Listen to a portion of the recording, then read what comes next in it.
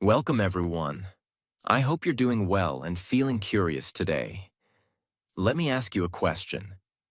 Have you ever wondered how money was born? Or why today the dollar is the #1 currency in the world? In this video, we are going to explore a real powerful story from the very beginning of human history. This is not fiction. This is the story of how human beings moved from bartering goats and grains to using paper money, gold, and finally, the powerful dollar. We'll explain everything step by step in very simple English, so even beginners can understand it clearly. It's also great for your English listening practice. So make sure you subscribe, stay with me, and enjoy this amazing journey. Let's go back in time, thousands of years ago. There was no money, no coins, no notes, no banks, no credit cards. So how did people buy or sell things? They didn't. They exchanged. This system was called the barter system. Let me explain. Imagine two people. One has rice, the other has milk. The rice owner says, "I will give you 5 kilos of rice. You give me 2 liters of milk." The milkman agrees. They shake hands. Deal done. That's barter, trading goods for goods or goods for services without using money. This system worked, but only for a while. At first, it was okay because life was simple. But soon, people faced big problems. Double coincidence of wants. This is a big phrase, but simple meaning. Both people had to want something from each other at the same time. If I have apples and you have shoes, what if you don't want apples and I really need shoes? No trade, no standard value. How many bananas are equal to 1 chicken? How much milk is equal to 1 shirt? Everyone had different opinions, no fixed value. Confusion, arguments, fights. Difficult to save wealth.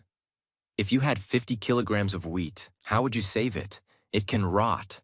Rats can eat it. You can't carry it everywhere. Not suitable for big civilizations.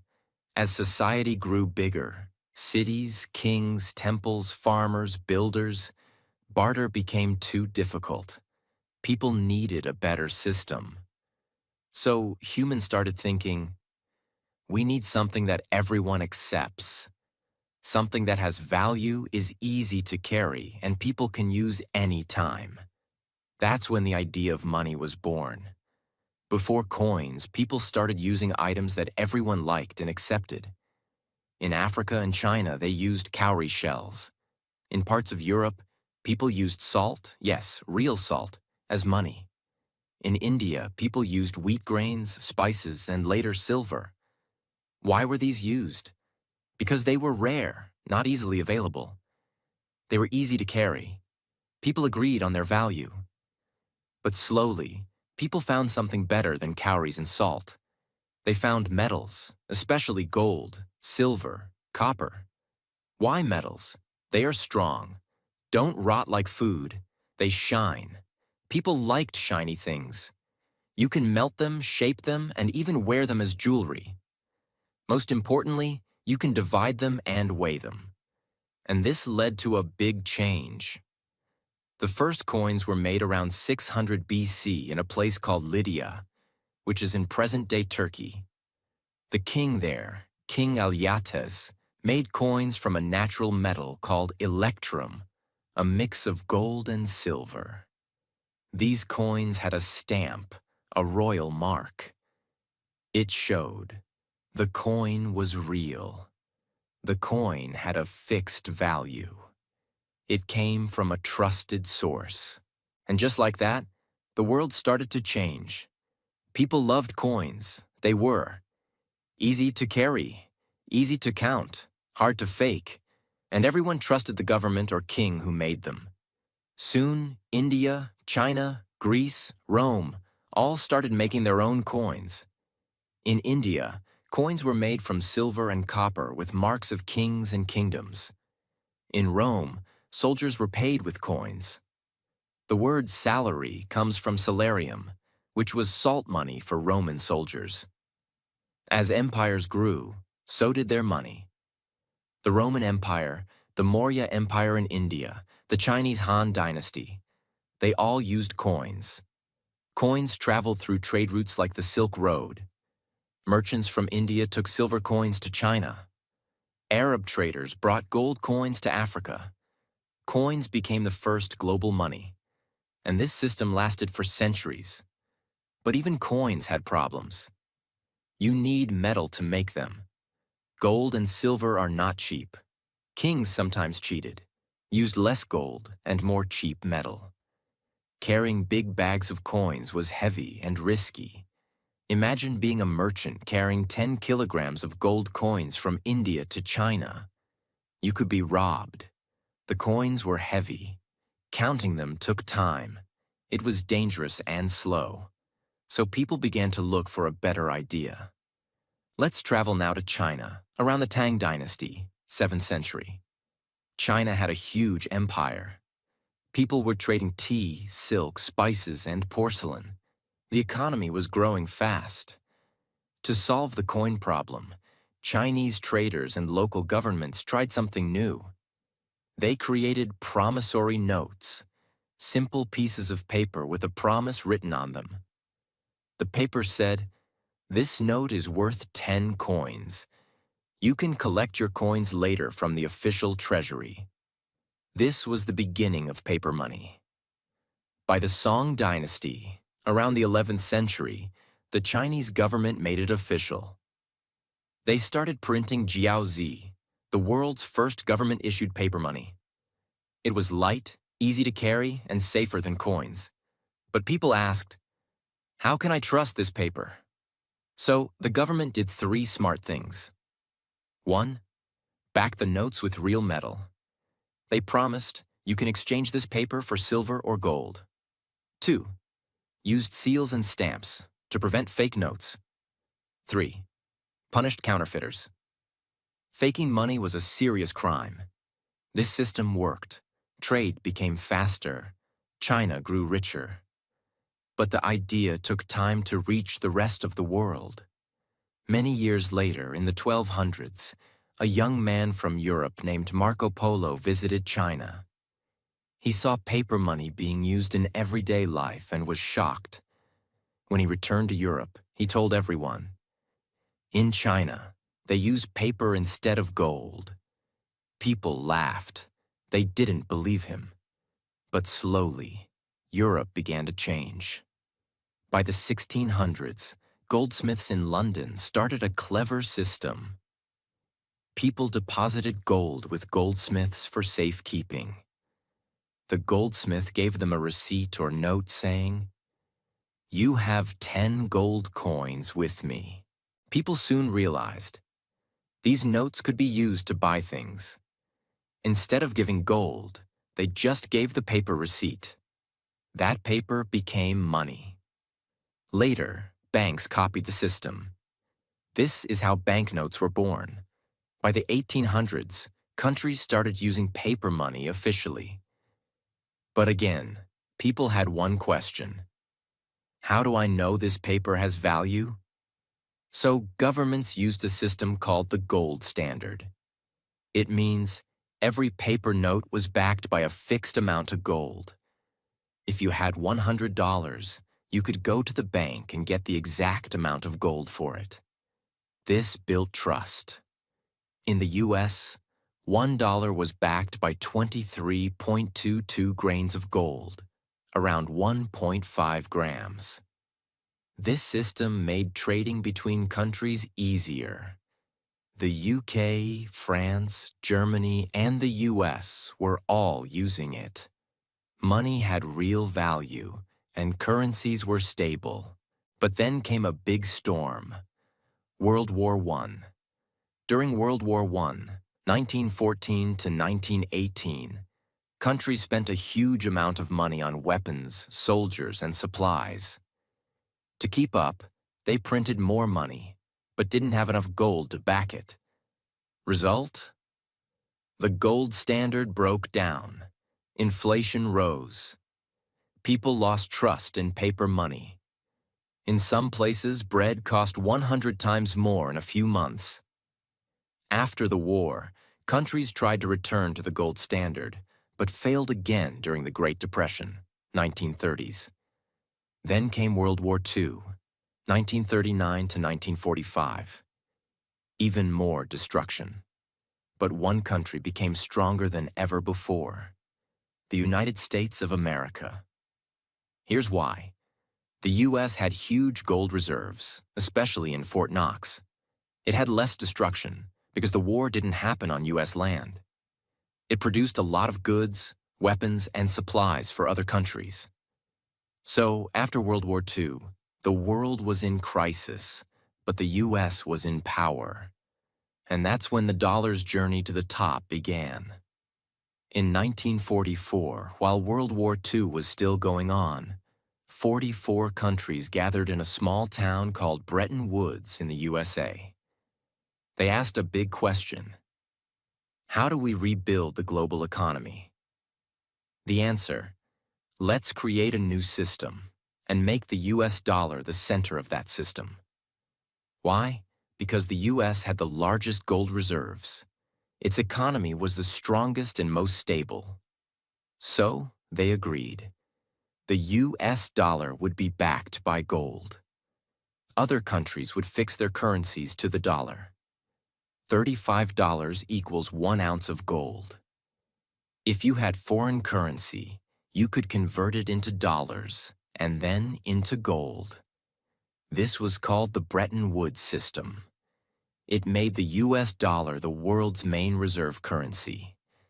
Countries started keeping dollars in their central banks. World trade began happening in dollars. Oil, gold, wheat. All were priced in USD. The dollar had officially become the king of world currencies. But the story doesn't end there.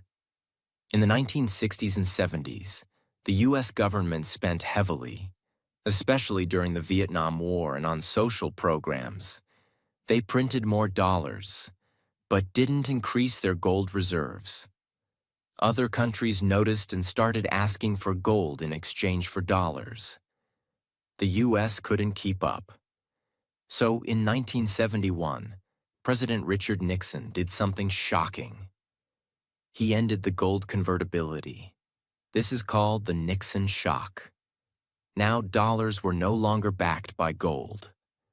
They were backed by trust in the US government. The world entered a new system: fiat money. Fiat means by order. Now money had value because the government said so, not because of gold. Even after losing gold backing, the dollar stayed on top. Here's why. Trust in the US economy. The US has strong institutions, rule of law, and innovation. World trade uses dollars. Oil, technology, and goods are priced in USD, US Treasury bonds. Other countries invest in US debt. It's considered safe. Military power and global influence. The US has military bases across the world. No better option. The euro, yen, and yuan are strong, but none have global trust like the dollar. The US dollar had become the center of the global economy, but the world was changing. Technology was growing faster than ever. In the past, people used shells, coins, then paper. But in the late 1990s and early 2000s, the world entered a new era: digital banking. Here's how it started. People opened bank accounts. Money became numbers on a screen. You could send and receive money without touching cash. Let's say you live in Germany, and you send 100 euros to your friend in Canada using Wise, PayPal, or your banking app. No paper money, no coins, just numbers moving on a screen. In seconds, the money reaches your friend's Canadian bank account in Canadian dollars CAD. Then came debit and credit cards, used in shops, online stores, restaurants worldwide. Online banking. Check your balance, send money, pay bills from your phone. Mobile wallets like Apple Pay, Google Pay, Samsung Pay tap and pay instantly. Now money was just data, moving through banks, apps, and servers. But this gave governments and banks huge control. And while that was happening, something revolutionary was born. In 2008, during a global financial crisis, people lost trust in banks. Big banks collapsed. People's savings were frozen. The US printed billions of dollars to save companies. This made people angry. One person or group using the name Satoshi Nakamoto created a solution. Bitcoin. What is Bitcoin? A digital currency with no central authority, no bank, no government. Limited supply. Only 21 million Bitcoins will ever exist. Completely decentralized.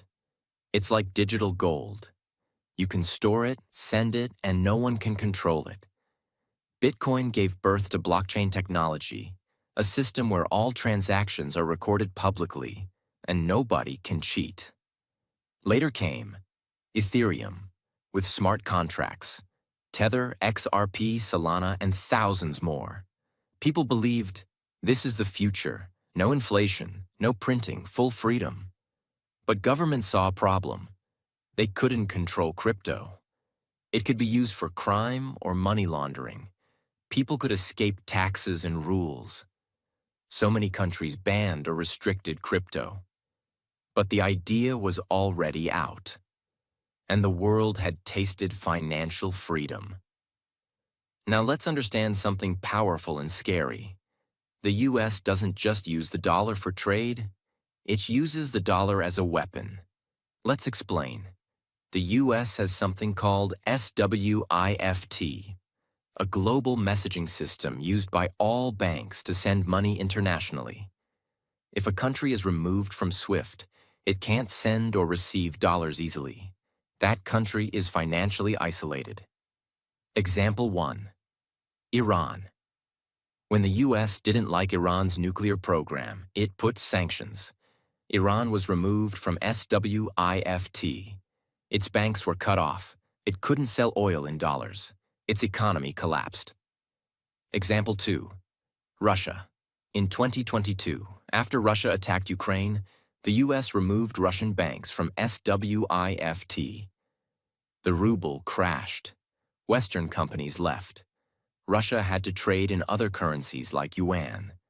This is called dollar weaponization. If you make the US angry, they can freeze your money, block your trade, and punish your people without firing a bullet. This made many countries worried. They started asking, why should we depend on the dollar? Many countries began planning a future without the dollar. This process is called de-dollarization. Let's look at some real examples. China and Russia. They now trade in Chinese yuan and Russian ruble. They're reducing dollar usage in oil, gas, and arms. BRICS nations, Brazil, Russia, India, China, South Africa. They're creating a new currency for international trade. Their goal, to reduce dollar dependence. In 2023, they invited more countries like Iran, Egypt, and UAE to join. Saudi Arabia. For 50 years, Saudi Arabia sold oil only in dollars. This was called the petrodollar system. But now, they're accepting Chinese yuan and Indian rupees for oil. India. India is promoting rupee trade with countries like Russia, Bangladesh, and Sri Lanka. It signed rupee dirham trade with the UAE. Central bank digital currencies, CBDCs. Many governments are launching digital versions of their currencies. Example: e-yuan in China, e-naira in Nigeria, and digital rupee in India. These can reduce dollar usage in cross-border payments. Even the IMF, International Monetary Fund, said, dollar dominance is shrinking slowly. Even after all this, the dollar is still the most powerful currency. Why? Trust. People still believe the US will protect their money. US bonds. Investors buy U.S. government debt because it's safe and stable. Dollar habit. Most contracts, loans, and trade are still in dollars. Lack of alternatives. Yuan is controlled. Euro has political issues. Crypto is unstable. Even countries that hate the U.S., like Iran or Venezuela, still use the dollar secretly for international trade. Right now, the world is in a quiet but intense financial war. Not with guns, but with currencies. On one side, U.S. and Western countries. Controlling the dollar, SWIFT, World Bank, IMF. On the other side, BRICS nations. Creating new systems, alternative payment platforms, new currencies, gold-backed assets. In the middle, crypto believers, fighting for a system without banks or governments. What will win? Nobody knows. But one thing is clear. The future of money is changing fast. Now let's ask something deeper. How does this affect you? How does this affect the life of a student in Kenya, a shop owner in Brazil, a nurse in Germany, or a factory worker in Bangladesh? Because here's the truth. The value of the US dollar can decide what you eat, what you wear, what you pay for fuel, and even how many people lose their jobs. Let's break it down clearly. When the US dollar becomes stronger in value, it sounds like a good thing, right? But not for everyone. Let's understand how it works. A stronger dollar means that other currencies become weaker compared to the dollar. For example, if the dollar becomes stronger, $1 might equal more pesos, naira, rupees, lira, or yen. This means importing goods becomes more expensive for other countries. Imagine this. You live in a country that imports fuel, medicines, or food in dollars. Now, if your currency weakens against the dollar, fuel becomes expensive. Food becomes costly. Phones, laptops, or even clothes imported from abroad cost more. You feel the change in your daily expenses. You may ask, why don't we just print more local money? Because then you'll face inflation, and the value of your money will fall even more. So when the dollar rises, people around the world suffer silently. This happens every year, but many don't realize why their cost of living is rising. It's often because of the dollar. Interest rates in the U.S. control the global economy. Most people don't even know what interest rate means. Let me explain in simple words. When people or businesses borrow money, they pay extra money called interest. That percentage is called the interest rate. Now, the U.S. has a central bank called the Federal Reserve, or Fed. Whenever inflation is rising in the U.S., the Fed increases interest rates. But here's the catch. When interest rates rise in the U.S., investors around the world pull their money out of other countries and put it into U.S. banks, U.S. bonds, and U.S. markets. Why? Because they get more return in a safe country like the U.S. Now what happens? Countries like Egypt, Pakistan, Argentina, Turkey, Nigeria see capital flight, money leaving their economy. Their local currency weakens more. Their governments must pay more dollars to repay old loans. They face debt crises. Prices of goods go up. People lose jobs. So, one decision in the U.S. to raise interest rates can shake the economy of a faraway country. Even if you've never touched a dollar in your life, your rent, fuel, job, and food prices are still controlled by it. Dollar debt, the hidden chain around poor countries. Now let's talk about debt.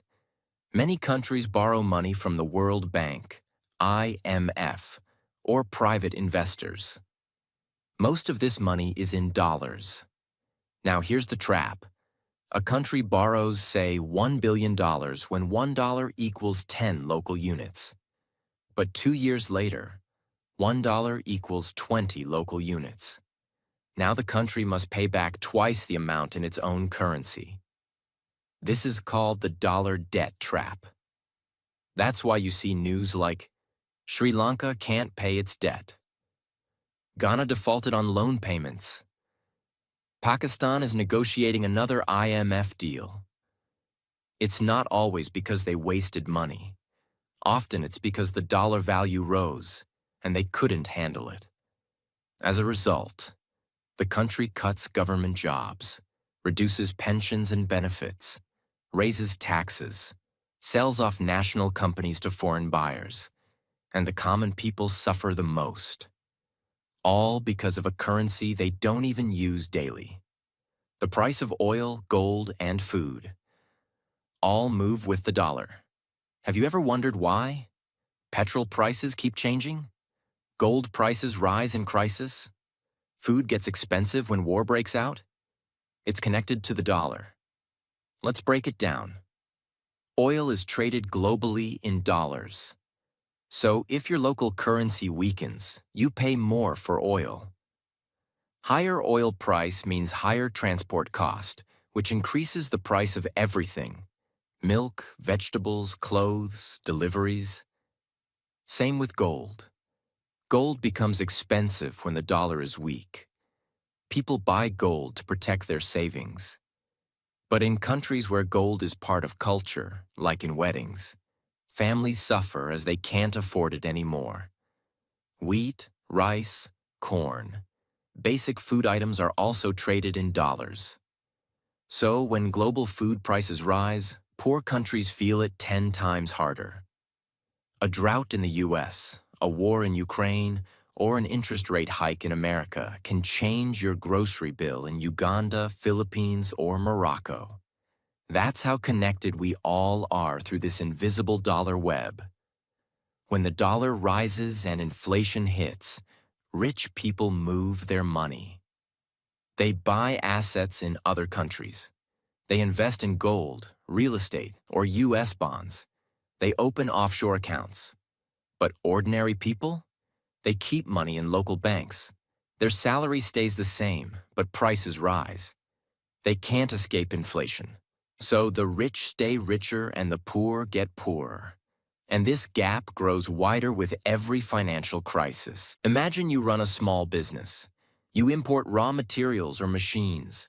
You sell clothes, electronics, furniture, or even run a bakery. Suddenly, the dollar rises. Now, your import cost goes up. You must raise prices. Customers stop buying. You earn less profit. Startups also suffer. Foreign investors pull out. You can't raise funds. You shut down your dream. And you didn't even do anything wrong. Just the movement of a foreign currency destroyed your business. Now think about students going abroad to study. Tuition is in dollars. Living cost is in dollars. When the dollar strengthens, everything becomes more expensive. Some students cancel plans, take extra loans, work longer hours to survive. Same with migrant workers who send money home. If the dollar weakens, their family receives less value. If it strengthens, their home country pays more for their travel, taxes, or fees. Even tourists. Your dream trip to Europe or the US can become 50% more expensive just because the exchange rate changed. The dollar quietly decides your life choices. Because of all this, many countries are now building foreign currency reserves, save in dollars, doing trade in local currencies, launching digital currencies controlled by central banks, setting up currency swap agreements, exchanging local money instead of using the dollar, creating regional payment systems. But this will take time. The dollar has a 75-year head start. It's in our banking systems, global contracts, shipping industries, and even apps. So, while the fight has begun, we are still far from seeing a truly multipolar currency world. And that's the most surprising part. Your rent, groceries, job, tuition, petrol, gold, milk, salary, business, All are secretly influenced by a currency you didn't choose. This is the silent power of the US dollar. And it's not about hating or loving the dollar.